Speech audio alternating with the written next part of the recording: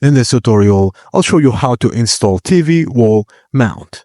Firstly, find the ideal height and position, then use painter's tape or a paper cutout of your TV to visualize placement. Mark the edges and corners lightly with a pencil. Then hold the wall bracket in place and mark drill joints. Use a spirit level to ensure it's straight and drill pilot holes, then install the wall anchors if needed. Secure the bracket firmly with bolts. Now locate the VESA mounting holes on the back of your TV and use the correct screws from your wall to mount kit.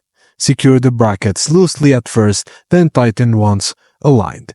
Just plug in cables like HDMI, power, etc. before lifting the TV, and lift and hook the TV onto the wall bracket. Tighten any fastening screws to secure the TV and double check stability before letting go.